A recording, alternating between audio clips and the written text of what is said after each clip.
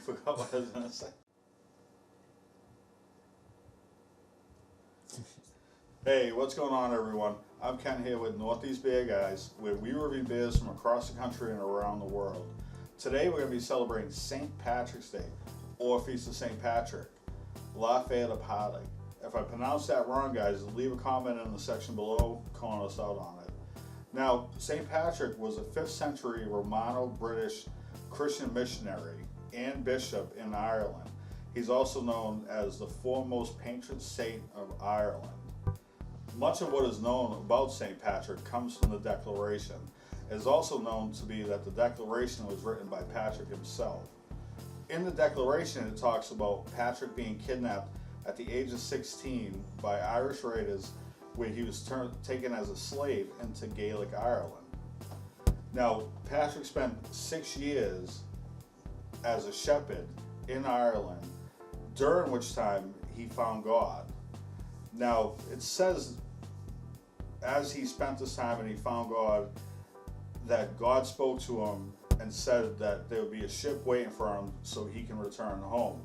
He made his way to the coast, which he found the ship and eventually made it home. Upon arriving at home, he became a priest and then followed God's words and Christianity. At this point, he decided to return back to Ireland to try to persuade pagans into becoming Christians.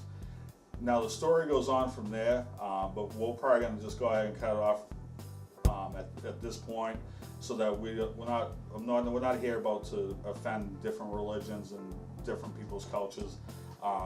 More or less to talk about and celebrate the reality of what's going on. So right now, what we're going to do is, where we have it's St. Patrick's Day. St. Patrick is the patron saint of Ireland.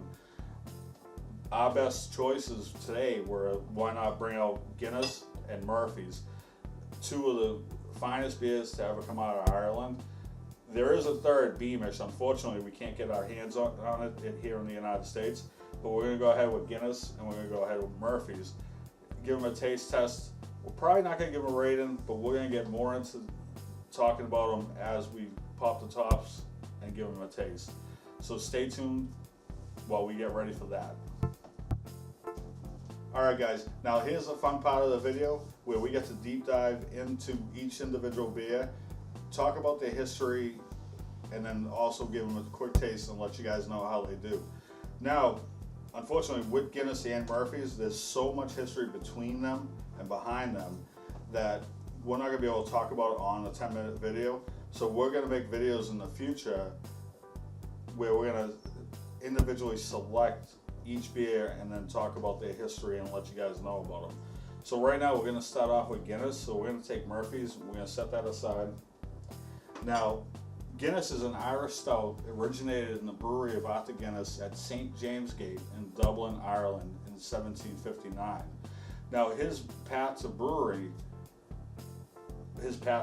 beer started prior to that in 1752, where he inherited 100 Irish pounds from his godfather, the Archbishop Price, and he started his own ale brewery in Leixlip, County Kildare, Ireland.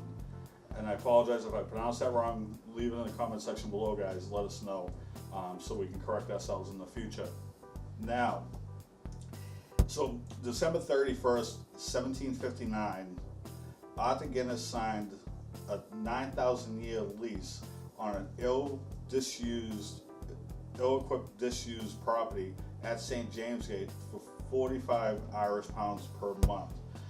Since that time, the property's expanded. They've actually purchased it, so right now they don't pay a lease on it, so it's no longer the 45 Irish pounds. And then also in Ireland now it's the euro and not Irish pounds. So, but we're going to go ahead and take the time right now. We're going to pop the top, we're going to pour it, and now with Guinness we have to allow it to rest. So it's going to take a few minutes to allow it to rest and come to a head to where we can taste it. So stay tuned for that. Give us a few seconds. Alright guys, so now we're with the Guinness. We're going to pop the top. We're going to pour it. There's certain ways that you have to pour Guinness. We're gonna do it real slow on an angle. Hopefully it comes out right. Hopefully I pour it right.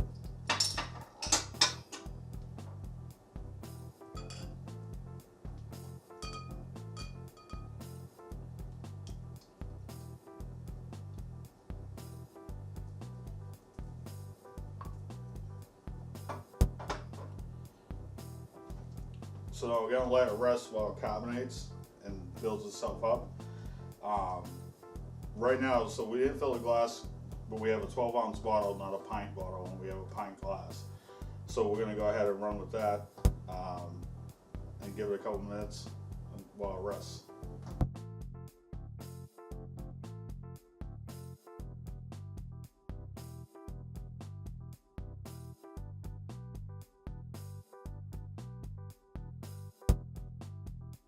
Alright guys, so now we're gonna time the rest. We're gonna give it a quick taste, let you guys know how flavorful it is, if we like it, if we don't like it. I might be a little bit biased, but let's see how it does, alright? So, quick smell, I mean, smell on beer. It doesn't really point out the notes as people think, like in wine or champagne. But Guinness smells good. It smells like a dark roast. So we'll give it a taste.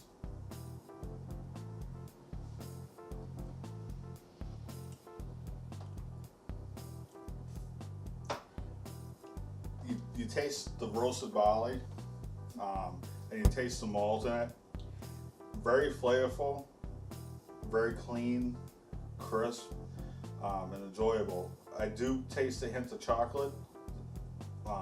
All Guinness, like Guinness Irish Stout, is brewed with chocolate and coffee, and you taste that. And it's not a cheap coffee flavor, and it's not a cheap chocolate flavor.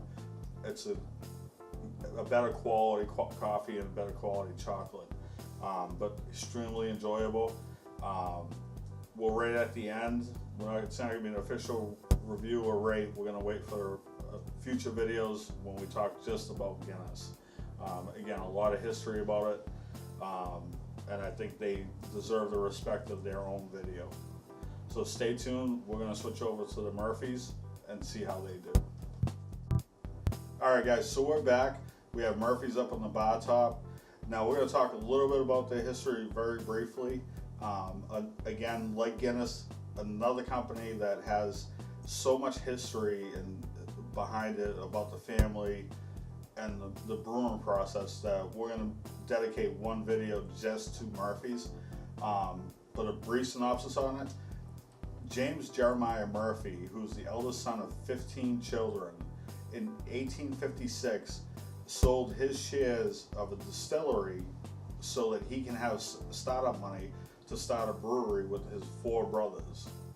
Now, in the process, James J. Murphy was the senior partner of the brewery, in which 40 years he ran the brewery and expanded it and created something that was beyond his knowledge, and he never expected it to grow to.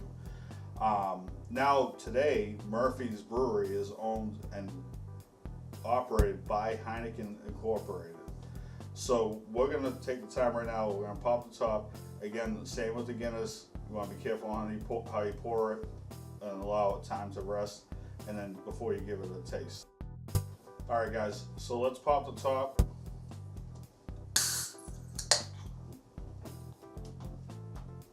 And then you hear the nitrogen cartridge pop.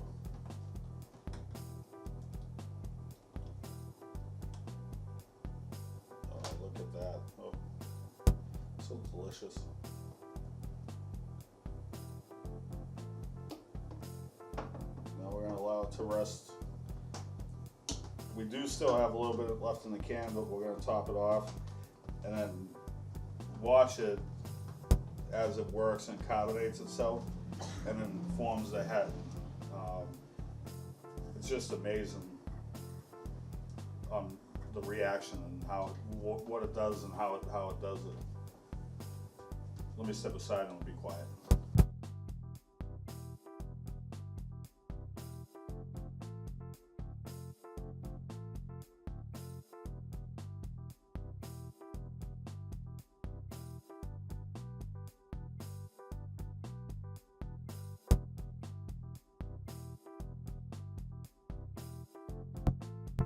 Alright guys, so now we've allowed it to rest. We're going to take the rest of it that's remaining in there. And you hear a little nitrogen cartridge inside the can. I'm going to set that aside. Now when you look at the color, I mean dark. So we're going to give it a quick smell. Again, smell really doesn't mean anything to me on beer like it does wine or champagne. And then give it a taste.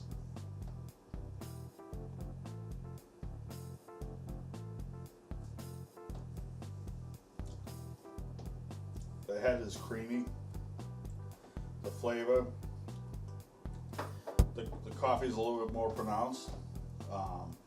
Again, high quality coffee. I don't taste so much of the chocolate as I do in the Guinness, but extremely flavorful. There's a reason why like Murphy's has been around for so long, Guinness has been around for so long, but we'll talk more about that when they're side by side. And just for shits and giggles, I'm gonna taste them when they're side by side. But stay tuned for that. Give us a second while we reset up the bar top for you guys. All right, guys. So we're here now. We got Guinness side by side with Murphy's, and when we get into the future videos where we break these down, let me pay some respect to Guinness. Where we break these down individually and talk about them individually and their history, we're also going to talk about like the misconception of stouts. A lot of people, I've talked to a lot of people in regards to stouts, and the misconception is they talk about it being heavy. It's not that it's heavy, it's the flavor. Their flavors are full. They're not a heavy beer, they're actually lighter, and when we talk about IBUs and beer, that'll like open you up to understanding that they're not as heavy as like a regular Budweiser or like a regular cheap lager. They're actually lighter. It's just people think they're heavier because they're a dark beer. But we'll talk more about that in the future. So we're gonna give them a quick taste because I really need to taste them again, or just enjoy them again in the reality.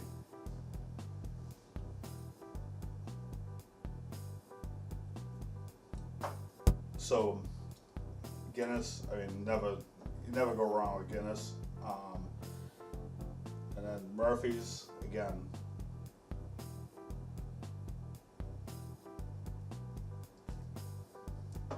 Delicious. Both of them are delicious beers. Both of them are worth buying. If you think they're heavy, you need to try them again and enjoy them slowly. They're not a heavy beer. And when you talk about stouts, I'm going to try, hopefully I can get them in the future, try to get some Beamish sent to me from Ireland. Beamish is another stout that's amazing. Unfortunately, we can't get it here in the States. It's another company owned by Heineken International, so we're going to see what we can do, see if we can manage to get it here and do a review on it. But having it in Ireland, just another amazing stout. I mean, you can't take anything away from either one of these. They're both fives all day long. And in the future videos, like I said, we're going to break them down individually and talk about it because there's so much history between the two of them that they really deserve their own shows. Alright guys, so we're going to end the video right there. If you liked the video, hit it with a thumbs up. If you disliked the video, hit it with a thumbs down. If you have any suggestions for future videos or you want beers for us to try and give a review, or any comments just to say hi, what's going on guys, put it in the comment section below. And if you're going out to celebrate St. Paddy's Day, please make sure you drink responsibly and be safe about it. And as always, sláinte.